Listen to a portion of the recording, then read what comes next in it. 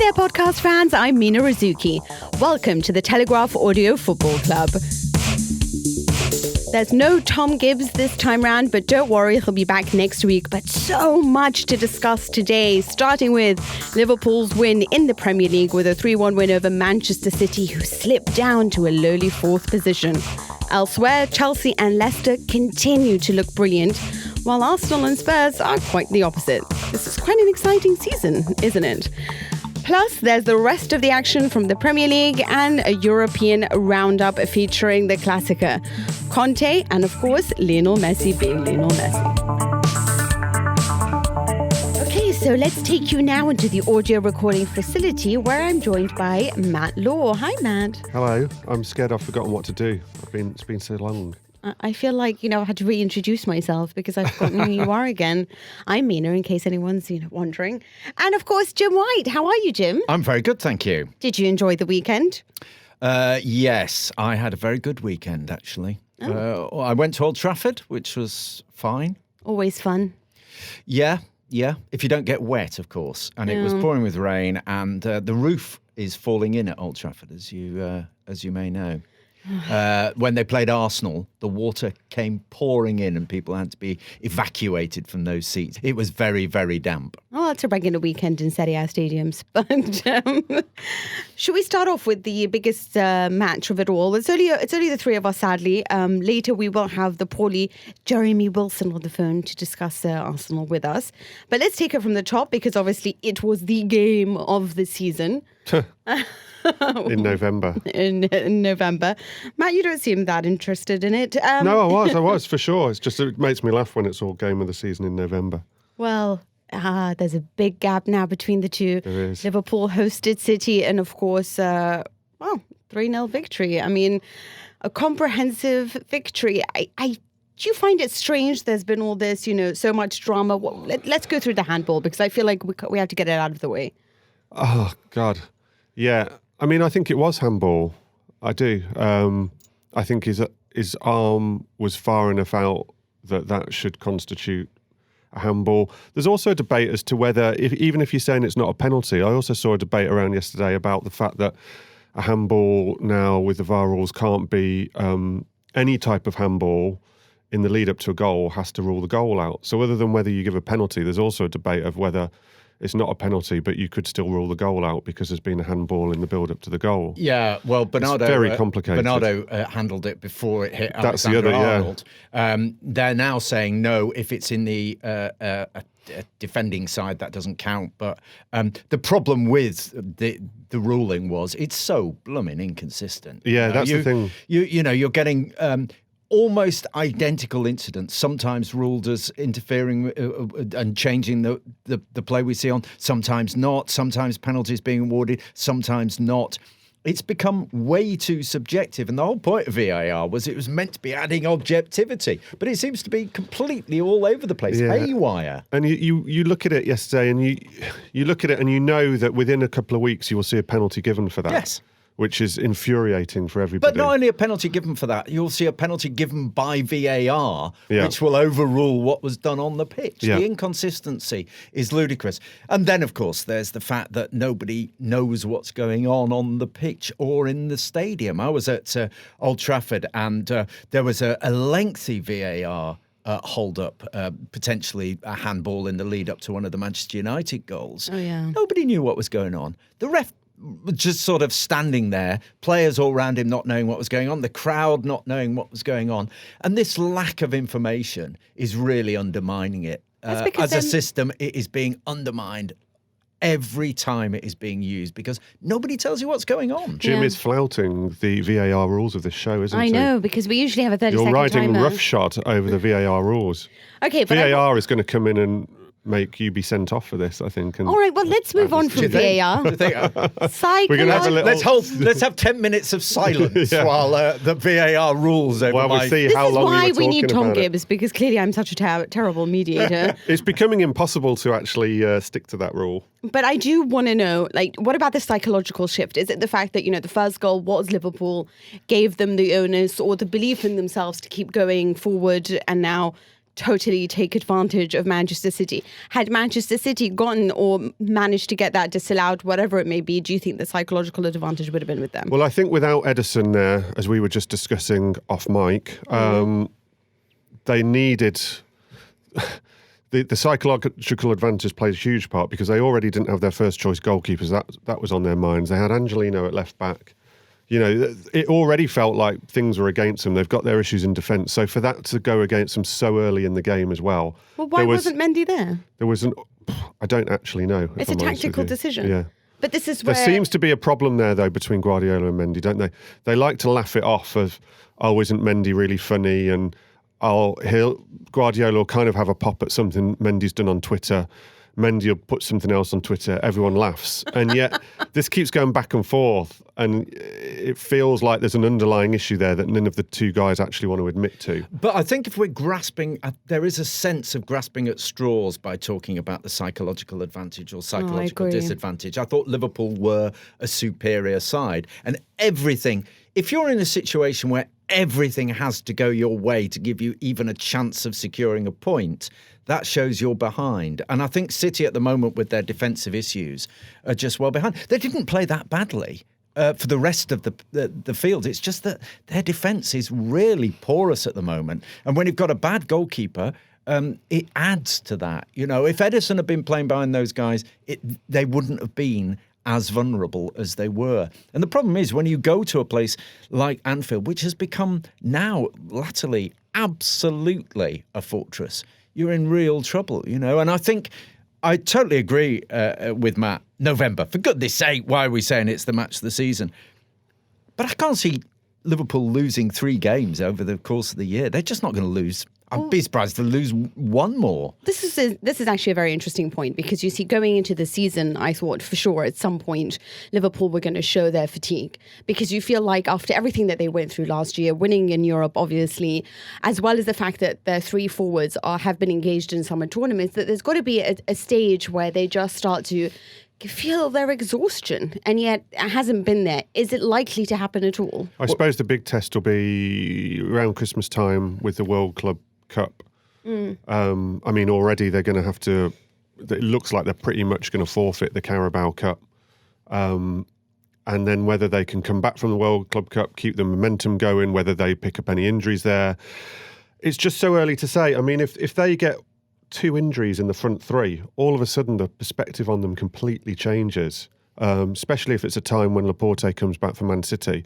I agree, if you're going to ask me now who's going to win the title, Liverpool, but it's so early and so much can happen. So you're saying that... But I think in terms of the fatigue, the test around Christmas with that World Club Cup, if they come through that unscathed, and then we're talking mid-January, end of January with a similar gap, then yeah, I'm on board. But unlike City, they have got defensive replacements. They've got defensive replacements. That's why I say if they got 1 or 2 injuries in the front 3, particularly if they got 2, I think they've probably already proven when Salah's been out that they can keep going with 1 injury. If 2 of those front 3 were to go at any stage, and they could do, who knows, then it could swing the balance again. So you're saying that Laporte is the one that makes the difference because you said if he comes back for City, then that could make the difference. Is that, you know, why was he not replaced? Have they made mistakes over there, or is it his absence that can be keenly felt, or is this another alibi that we go by? Because, you know, Laporte was there when they lost in the Champions League against Spurs. Laporte has been there, you know, when they have had, let's be honest, a lot of failure in Europe as well. Is it the way that, you know, this is the beautiful tactics of offensive, you know, the offensive football of Pep, but is the sort of compromise that you have, which does leave them defensively open, too much of a weakness when it comes to his game? Yes. And are we willing to shoulder it? Certainly in Europe. What I would say is with Laporte in there in Premier League, it seems to be enough, doesn't it? When Laporte's there in the Premier League, despite their, as you say, their shortcomings in Europe defensively, it doesn't actually seem to hamper them in the Premier League too much. So I think it is a massive thing in the Premier League. I mean, look, it's easy to say now, but I do think we were saying it in the summer, or certainly in the early shows, that they made a mistake in the transfer window by not signing a defender. You know, you lose, Company goes, you've got issues back there already anyway, and you don't bring a centre-back in, and they're paying for it. They really are paying for it. And there's no way around that. Whatever they say, you can't get around that fact. And, you know, if you compare their back 4 to Liverpool's or Leicester's. They're lacking in fullbacks. That's a real problem. That's what I was going to say. I mean, at the start of the season, you wouldn't have necessarily said, and they need a left back. But now you'd say they need a centre-back and a left-back, and a proper reserve goalkeeper. So if you haven't got those things, I mean, you're talking about a really, really suffering defence when they went. It's not just Laporte's absence, though that is significant. Okay, so moving on from the big game, of course, the other highlight of the weekend was indeed Leicester and their destruction. Maybe that's too much of a harsh word on poor Arsenal. Made life a little bit harder for Unai Emery, but they're looking like serial contenders. We have to call them title challengers now. Yeah, you do. They're second. I mean, if Manchester City are still title challengers and Leicester City are title challengers, it'd be quite funny if Brendan Rodgers stopped Liverpool winning the league, wouldn't it? Probably not to Liverpool fans, but I'd laugh. But we have Jeremy Wilson with us. How are you, Jeremy? I'm good, thanks. Yeah, I'm all right. You're not supposed to say you're good. You're not here because you said you were sick. I've had a bit of flu over the weekend. Yeah, I've had still a little bit under the weather, but I can sort of well enough to talk about Arsenal's problems. Are you still in your pajamas? They seem to be worse than mine.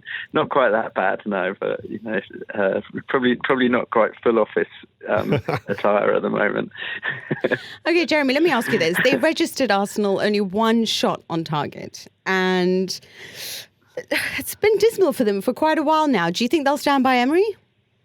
I think they probably will, just because the sort of culture of the club is that they're not a bit too, probably for most fans liking, a bit too passive in these situations. They're not really a Chelsea that will, or a Chelsea as were, that will react very quickly when they get into these kind of situations. So I think that with the money that was invested over the summer, that obviously top four was the sort of minimum, or the aim / minimum expectation.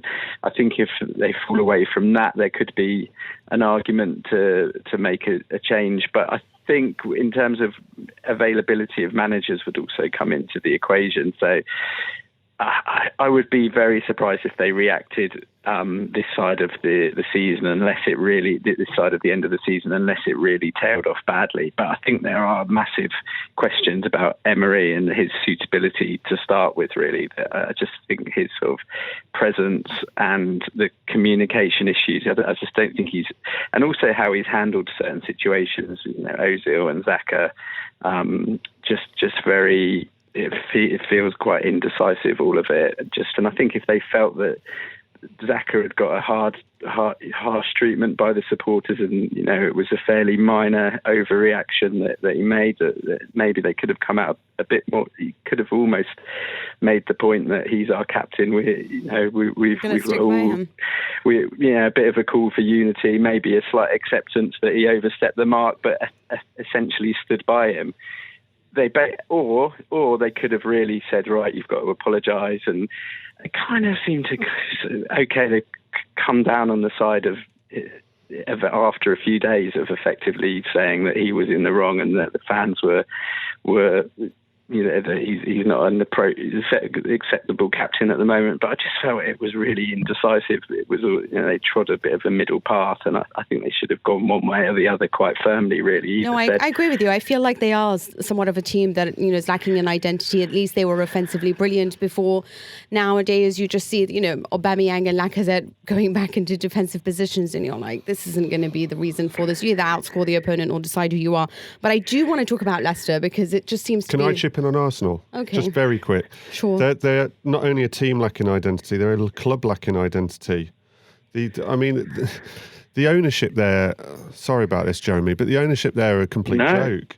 They're strangling that club.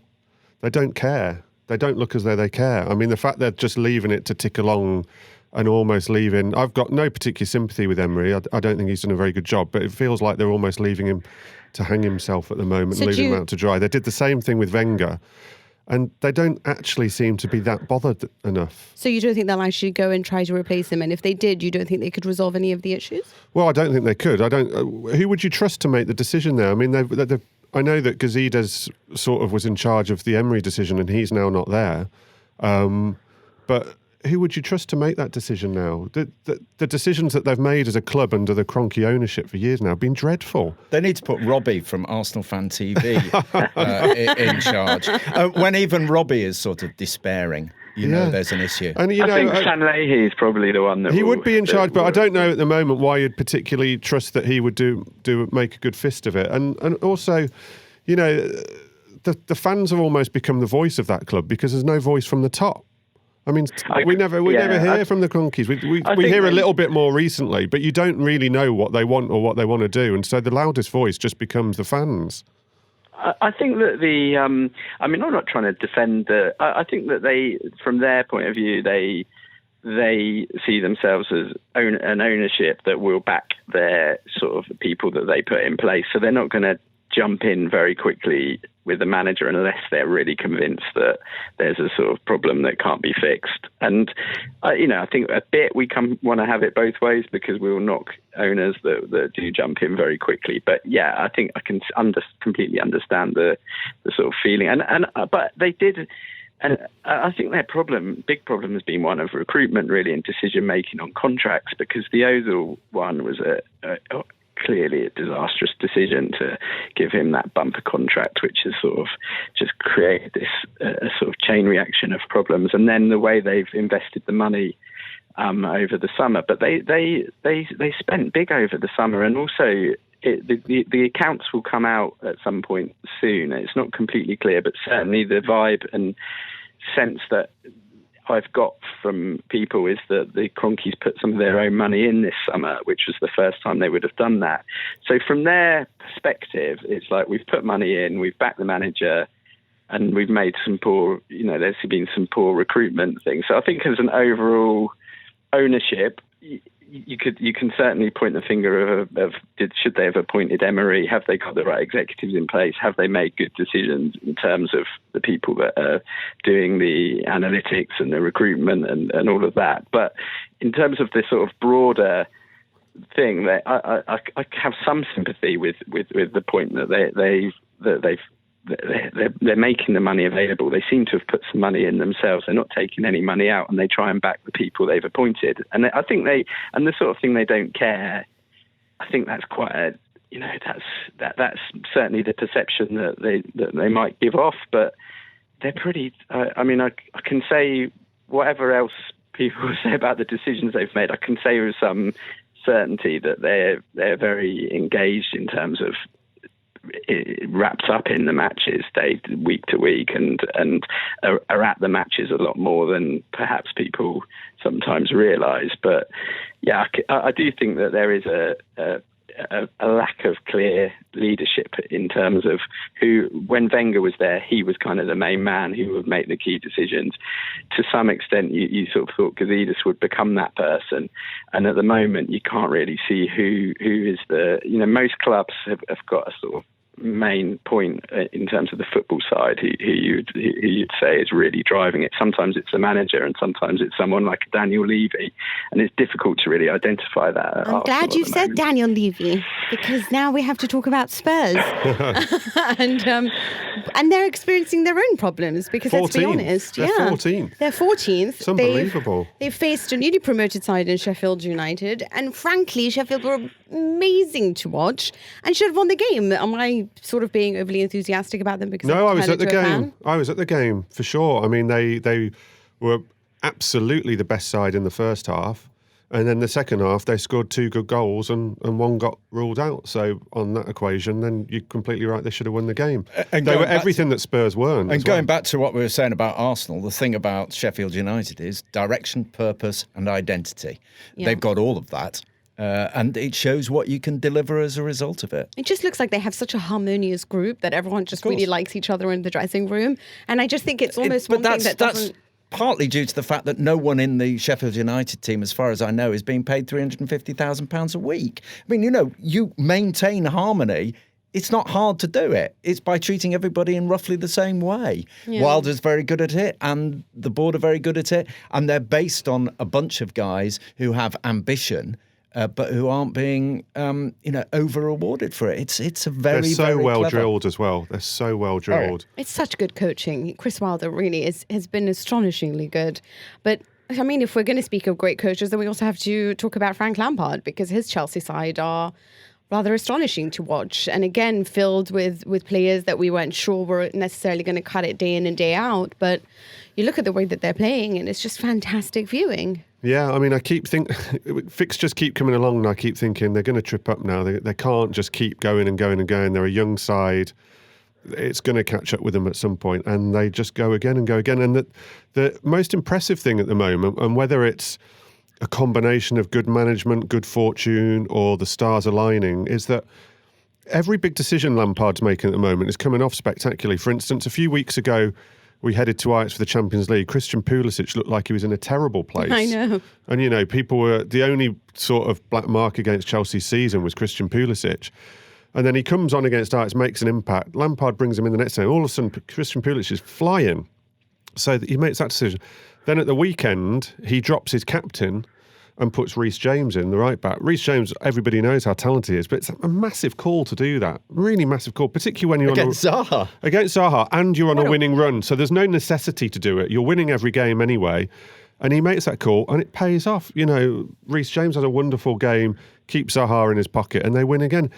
The timing of his decisions and when he's making them looks like genius at the moment. Now, as I say, it could be partly good fortune and just one of those things where everything's coming off.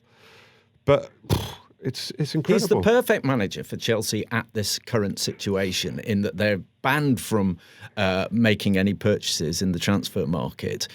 So, you've got to be pragmatic. It's a pragmatic... Listen, Chelsea haven't suddenly become romantics and want to bring in kids from the juniors. It's a pragmatic decision.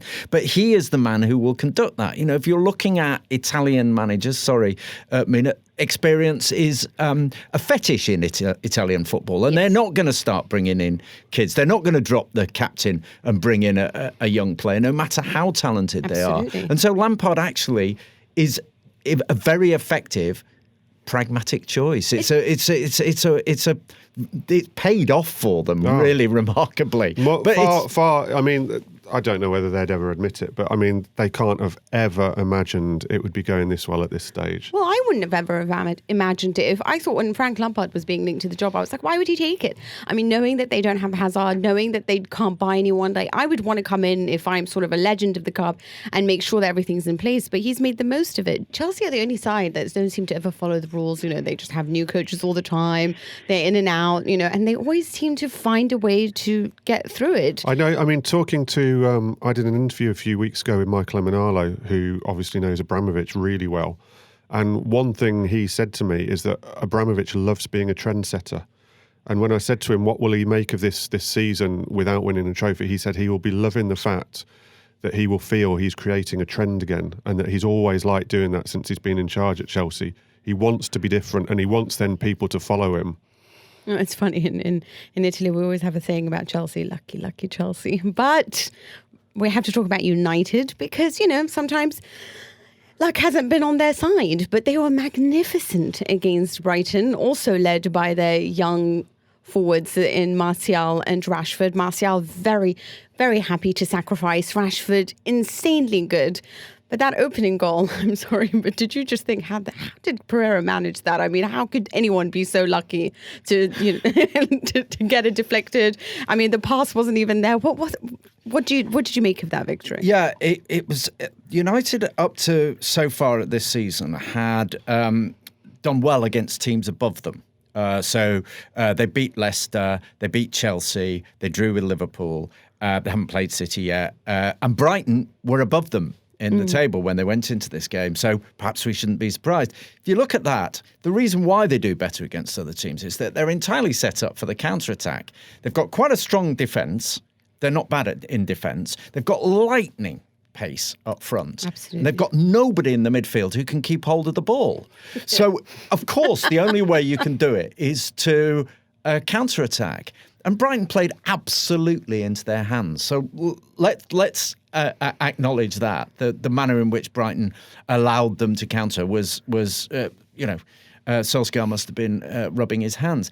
It's a slightly different situation at United than at Chelsea. But again, there's a degree of pragmatism involved. Solskjaer knows he's got to completely revamp his side. And he's playing on the United traditions of bringing youth through. And it's paying off for him at the moment. But the trouble with, going back to what Matt was saying, the trouble with youth is it's terribly inconsistent. And so, they'll have these games where they play really, really well, and then next week they falter, or the week after they'll trip up. So, it's not going to do much, but it is very exhilarating when it works. And I tell you who, another example, the Reece James equivalent was Brandon Williams, the left back, who looked remarkable. He's got a kind of streak of nastiness in him, which is he always was very tolerable. excellent at Chelsea in the Carabao Cup as well, noticeably very good. Right, so I want to talk a little bit about you got a bit of abuse, Jim, on Twitter for coming from somebody who understands the pain I was about of that. to say, no one gets abused on Twitter, do Where they? did that? No, what? For questioning the potential Saudi takeover. Yes, it's an interesting subject because there was rumours that the Saudi government was going to try and make a bid for Manchester United, and sources at United are saying that there's nothing in it. But I actually think the Saudis probably are looking at football. I think they are looking at it. They've seen how Qatar have thrived by association. They've seen Abu Dhabi at Manchester City. Argentina are playing Brazil in Jeddah in this international break. So they're obviously looking at using it as a vehicle to promote themselves internationally. So I don't think it's ludicrous to say the Saudis are coming in. I just merely pointed out that it would probably be the worst thing that had ever happened to Manchester United if the Saudis took over. And I was put in my place by people using a hashtag that seriously I thought anybody with any moral compass would vomit before using, which is hashtag Saudis in, which is doing the rounds on social media amongst Manchester United fans. Saudis. Okay. Right. Well, it's actually interesting. The Italian Super Coppa is there as well. So, and that's it's yes, going to be and the World year. Heavyweight Boxing Championship title fight between Anthony Joshua and Anthony Luis is there. So they are looking at sport in the way that some of their neighbours have used sport as a vehicle to promote themselves internationally. Right. Okay. So we've covered the top four out of all of these people, and then now we're going to go into the rest of the Premier League. We think Solskjaer's probably going to keep his job. No fear over that. It might be Unai Emery, it might be Hasenhüttl, but we're fairly confident Solskjaer's keeping his job. Yeah. Yeah? Okay. Hi, I'm Katie Morley and I'm the Telegraph's Consumer Champion. It's a big job title, but what it really means is that I help readers who are being ripped off. I've heard from scam victims, people whose insurance won't pay up, readers who've been on horrendous holidays or been fleeced by car hire firms. You name it, I've dealt with it. And I've managed to win back over £800,000 for our readers in less than 6 months. It's not always easy though. I've spent hours on the phone arguing with companies and stepped in where the police refused. And time, as we all know, means money. That's where our subscribers come in. If you subscribe to The Telegraph, you're helping fund public service journalism like this, as well as great podcasts like the one you're listening to. So, if you'd like to help support what we're doing and get unlimited access to the huge range of world-class journalism, head to telegraph.co.uk/audio. You can get 30 days, free access to The Telegraph online, and after that it's just £2 a week. That's telegraph.co.uk/audio, or click on the link in the show notes to this episode. What about Southampton and Hasenhüttl? Is Jeremy still on the phone? Yeah, I am. I'm listening intently to him on Jeremy, am I allowed? I'm allowed to say that you're a big Southampton fan, aren't I? Or is that not allowed to say? Do we have to edit this out? Say that. Yeah. Jeremy's a massive Southampton fan. He wrote. To be fair, he wrote an excellent piece about Ralph Hampton when Ralph first took over and things were going well. Well, you're the best person to speak to then, Jeremy. What do you think? Do you think that do you feel that a change is required, or this is just the way that it has to be now?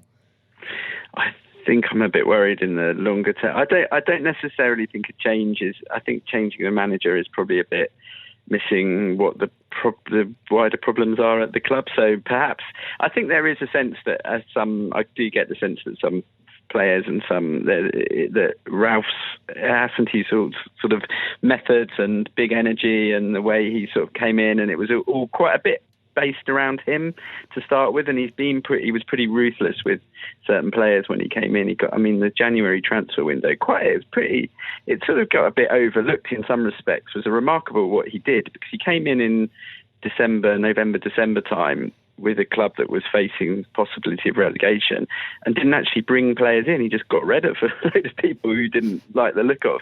And that was enough to sort of be a bit of a catalyst to turn the season around. So he did it with players in the building, but by trimming things down, which is quite an unusual method of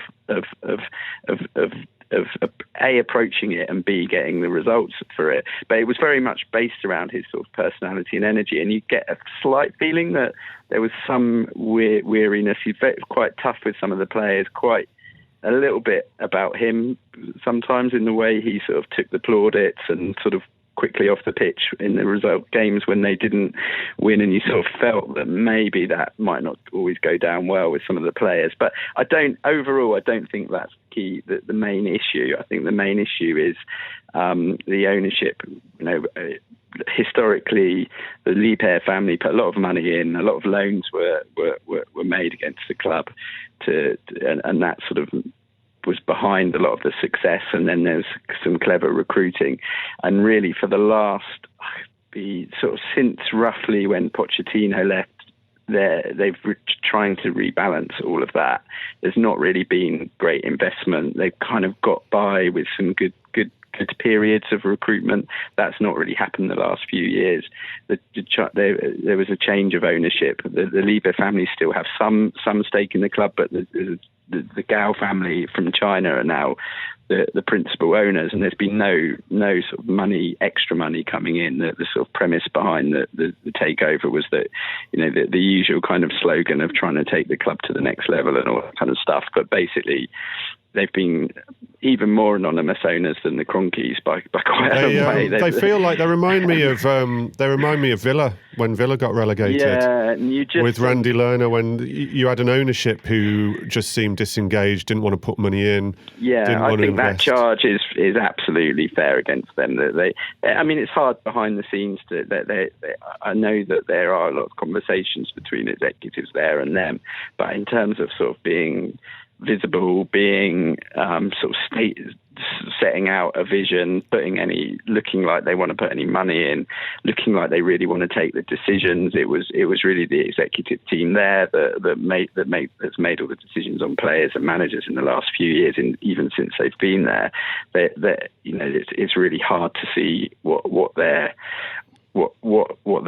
kind of offering really in terms of either decision making, stroke leadership, or finance. It seems that they're just happy to see the club managed as best they can. There's something else as well, I think, about Hasenhüttl, which is that chairmen tend to go for managers on fashion. So there's a fashion for types of managers.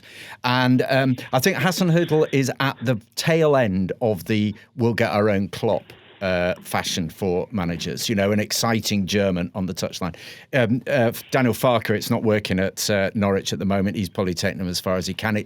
Huddersfield, they tried it. They got literally from the same source as Klopp at Dortmund. It hasn't worked for them. And I wonder whether the new fashion in football for clubs like Southampton is going to be, no, let's get an English guy who's brought a club up from the lower divisions. Oh, that's what happened at Bournemouth. That's what's happening at Sheffield United. To a degree, that's what they've done at Brighton. And I think that's going to be the new fashion, particularly with Wilder and Howe really looking. I think there'll be promotion of people up from the lower divisions. And I know this is going to make people smile, but I wouldn't be surprised if Carl Robinson got a call at some point. But maybe it's just about investing a little bit more into your squad. I mean, when you looked at Huddersfield squad and of course, Norwich's side. Yeah, of course, all that's part of it. But I think, chairmen go for types. Yeah, I see what you mean. They're fashion victims. Okay, we're going to let you go, Jeremy, because I know that we've held you on long enough, and I know you have the flu because I had it over the weekend. I'll battle on. Terrible. You battle on, Jeremy. You battle on. You absolute warrior. Thanks for having me. Thank you. Cheers. Before we move on to the Song for Europe, I just want to go through one more, and that is Manuel Pellegrini, because West Ham are having a really rough time of it at the moment. Well, they started the season with so much promise. We thought that they'd be a contender for top 6. What's gone wrong? So West Ham, isn't it? It's so West Ham. It always seems to be their way that no matter how much money they spend and how optimistic they get. They sort of end up reverting to type. Well, they did lose Fabianski. I was literally just about to say I'm it sorry. could be as simple as the fact that Fabianski got injured. He's been their best player for a long time now since he signed. And the replacement Roberto is, a car crash, absolute car crash. One-man mission to sabotage. Yeah. And it seems to have just completely affected the whole confidence and everything within the team. Although what I would say is, away from the goalkeepers, they've got a lot of players who are brilliant on their day, but a lot of players who will switch off and, if things aren't going well, aren't likely to raise themselves. There's a lot you could bracket in that, and I think there's too many. It's showing a tipping of the balance that they've got too many of a certain type almost. Yarmolenko, Lanzini, Felipe Anderson have all gone very quiet recently, having started very well. You would suspect that at some stage they will come again and that they will be okay, particularly once Fabianski's back. But they are having When's an he awful back? time. He's not back till the new Not year, back till though. about January, yeah. So we have another month and a half of this. It's entertaining if you're not a West Ham fan. Oh, I do feel very sorry for him.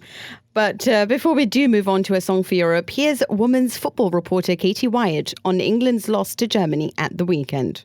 I think walking down Wembley Way, even the day before, when we arrived at sort of lunchtime and saw them taking the posters down for Warhorse at Wembley Arena and putting the banners up of all the England players, and there was a feeling that it was a little bit different to any of the other England games that you have at stadiums like Swindon Town Ground, for instance, or MK Dons or Notts County's ground. It just felt, and it sounds like a very obvious point to make, but that was the sort of moment when you were like, okay, this one's a little bit different. On the actual day of the game itself, to walk down Wembley Park tube station and see the people selling half and half scarves, and to see just Wembley Way being a whole sea of people. I mean, I've been there for playoff finals and I've been there for cup finals and things, but it just had a very different feel about it, and a real diverse group of people from all backgrounds and all ages that had come to watch women's football, and felt like a real moment for the game to have so many people coming to this event. And obviously it was the biggest crowd for an England game, not a women's football game in this country. There were loads of empty seats still, which was the disappointing thing, I think, from the FA's perspective. They'd marketed it as they'd shifted 86,000, but you wonder, looking back, if they're going to review now their policy on free tickets or tickets that they give away to sponsors, because when a significant fraction of those don't turn up, it kind of raises questions on what's the best strategy is to get people into a women's football game, because the tickets were £15, so they have that value attached to them. When you're paying a price like that, you're very unlikely to flake out because the weather's poor or something like that. But if you're a school that's getting free tickets, or a sponsor that's getting free tickets that you're distributing to people that already have them or people that are not interested, it's obviously going to affect your attendance. So I think that's something that the FA will probably look at, and the FA have probably learned, in addition to the lessons that they've taken from the Manchester derby and the London derbies that we've seen this year, and the different ticketing strategies that clubs have gone for there. In terms of the actual game itself, it was a bit of a mixed bag from England's perspective. I don't think it was the worst they've played under Phil Neville, but I don't think it was the performance that they needed in front of that crowd, and I don't think it was the performance that they've needed given their run since the World Cup and one defeat in 7. I think there were moments, I think it was very similar to the USA game. In the first half an hour, they just couldn't get near Germany, and Germany was so obvious that they were a class above and 7 or 8 steps ahead of England. But then you started to see a little bit of movement and cohesion from England, but probably not enough compared to what they showed in the World Cup. And everything always felt a little bit off kilter and a little bit off key, that passes were going awry and crosses dropping short, and it just didn't feel as cohesive as England have felt when they've played their best football under Phil Neville. Which I think was disappointing, and as well that you're seeing with Neville's been quite open after the World Cup that they are in a little bit of a rut, and they have struggled mentally when they got back, and he's been very vocal about the lessons that he's learned in terms of how to manage their post-World Cup fatigue. And you're seeing players like Steph Houghton, for example, who's always been so reliable for England, I don't want to use the word at fault because it's that classic cliche of you've got to get through a whole team before you get to your back line, but hasn't probably been as strong for England in terms of when it's come to defending the sort of key goals that have really made the difference and cost them. So you're sort of seeing a lot of players that are just falling short of the standards that they've set for themselves and that Neville's set for them. But I think it's very difficult to pinpoint what's gone wrong. I think I wouldn't say that the FA regret appointing Neville, and I certainly don't think that his job's at risk given that he's going to be the Team GB manager, that the amount of backing that they've given him. I think that we're sort of forgetting that this is one of the drawbacks of this being Phil Neville's first managerial role, because I don't think for a second that the FA regret appointing him. I think that's a really strong word, and I think that given the backing that he's got from them and that he's going to lead the Team GB squad, I don't think that there is any question of his job being safe. I think he's not at risk in that sense. But I think what we are seeing is a manager who is still learning, and he's admitted that after they came back from the World Cup, it was a little bit of a shock for him, or something that he had to get used to, was the amount of time that they needed to get over the mental and physical fatigue of that tournament and the way that they exited it. And I think that that's probably the issue for him, is that he's very much learning the ropes, and not just in terms of man management, but in terms of what it means to be a manager and the different kind of peaks and troughs that your team go through and the nuances of managing those. So as much as you can be a professional footballer at the top level for your whole career and learn everything there is to learn about tactics, about systems, about kind of dressing room politics, I think being the guy that has to lead a team out of a rut or out of a bad run, and the challenges and the things that calls on for you specifically, is a very different set of questions to just being that you would just learn as a player. So I think that there's a lot there that he's probably not used to, and he's probably experiencing for the first time. So I think it's a difficult tightrope to walk, but I think we are starting to see a little bit now some of the issues that come with appointing a guy who was in his first managerial role. Of there will be things that he is learning and he's inexperienced at, that really, as a manager of an England national team, you're probably not going to have the time to work out necessarily as you would at club level.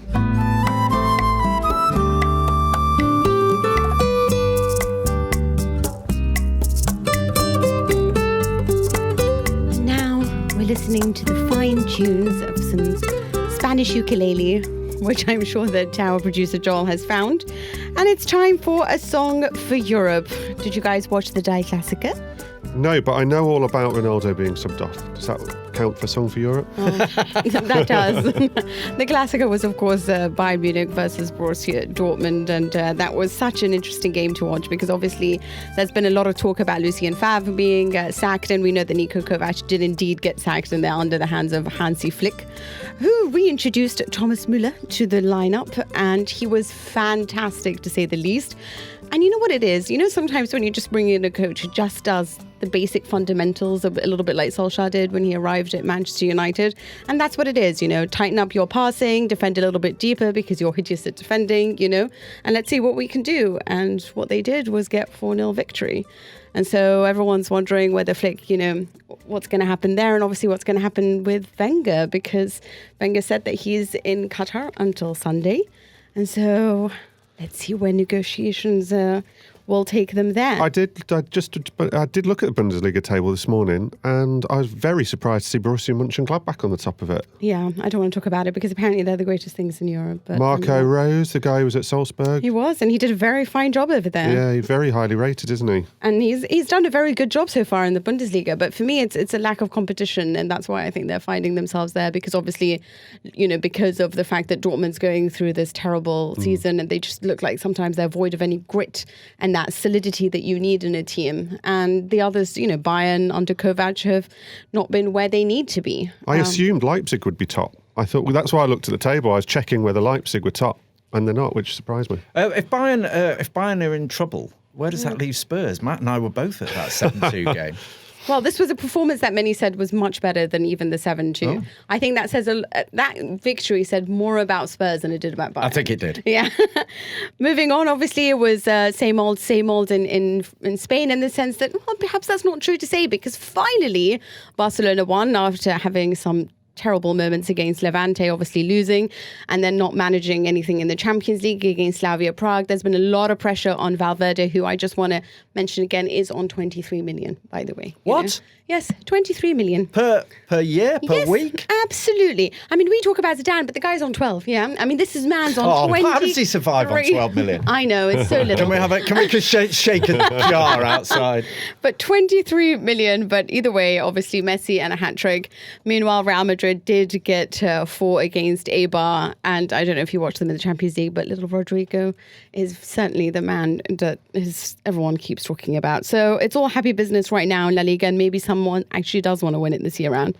But Italy is going to take centre stage.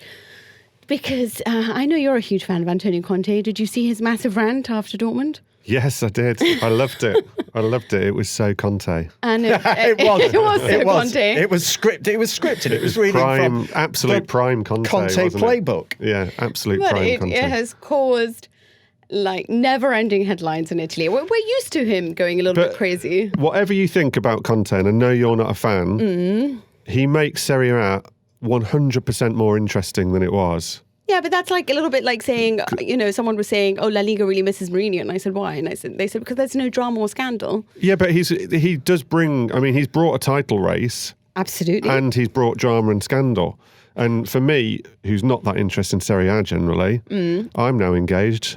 So I think it's great for the league. I think it's fantastic for the league. I do think he's great, and he has really truly been fantastic for Inter in the sense that they have a solid identity. They're so interested and determined and motivated.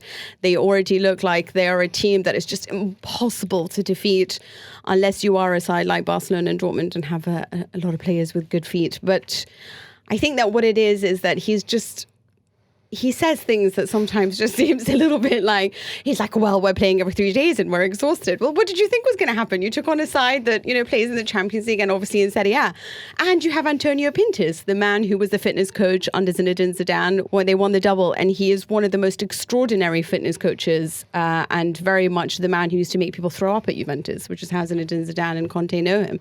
So your team, it's good enough. It's doing very well. Sometimes you're going to lose and you can't have Lionel Messi on the bench. And so he's very upset that he doesn't have this spectacular bench. And he said, what do you want me to do? I can't win these games because, who am I going to call on?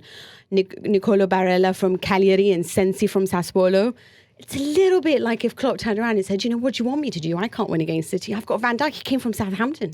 He did the same at Chelsea. He said, I remember him saying, oh, what do you want me to do? We've got Giroud off Arsenal's substitutes bench and we've got an injured left back who was Palmieri at the time when he was talking about their January signing. I mean, it's classic Conte. It's brilliant.